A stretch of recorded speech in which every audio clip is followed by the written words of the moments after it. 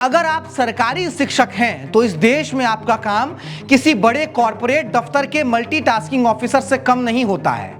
चुनावों से लेकर जनगणना तक की जिम्मेदारी सरकारी शिक्षकों के ही कंधे होती है। और ऐसा नहीं है कि मन नहीं है तो नहीं करेंगे, नहीं, नियम ऐसे हैं जैसे कि सरकारी शिक्षक ना हुए बंधुआ मजदूर हो गए।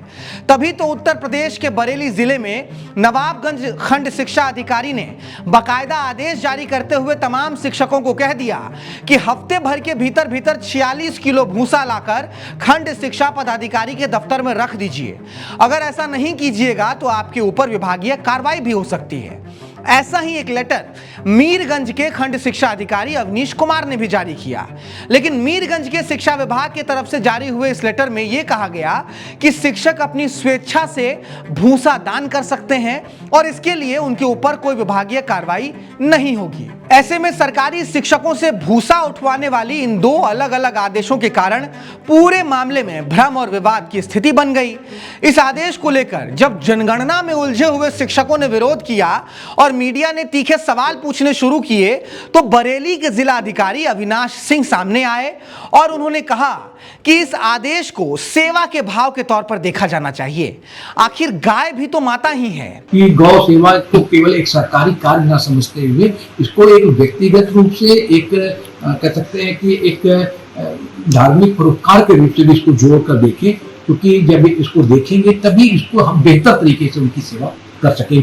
अब ये सवाल बरेली के जिला अधिकारी से कौन पूछे कि साहब आप भी तो हिंदू हैं, गाय तो आपके लिए भी माता ही है। ऐसे में उनकी सेवा का पुण्य कमाने का लाभ सिर्फ सरकारी शिक्षकों को ही क्यों मिले? क्यों ना बरेली समाहरणालय में बैठे हुए तमाम अधिकारी भी ये प्रण ले लें कि वो हफ्ते में नहीं तो कम से कम महीने भर में ही सही अलग अलग जगहों से भूसा इकट्ठा करके सरकारी गौशालाओं में दान कर देंगे। बेहतर होगा कि ये आदेश के तौर पर ही जारी कर दिए जाएं, क्योंकि ये सवाल तो जायज है ना कि जब गाय पर सियासत की ठेकेदारी सिर्फ नेताओं के कंधे होती हैं तो फिर उनके लिए भूसा ढोने की जिम्मेदारी सिर्फ सरकारी शिक्षकों के ही कंधे क्यों मढ़ी जाए? वैसे बेहतर होगा अगर बरेली के तमाम सरकारी शिक्षक अब उत्तर प्रदेश के अमरोहा के मुसलमानों की आवाज से आवाज मिलाकर यह मांग करना शुरू कर दें कि हमारे राष्ट्रीय पशु के तौर पर गाय को ही मान्यता मिलनी चाहिए, ताकि कम से कम उनकी सेवा के लिए सिर्फ सरकारी शिक्षकों को ही आदेश जारी ना हो कि आप जाएं, भूसा भरकर लेकर आएं और गौ सेवा का पुण्य कमाएं।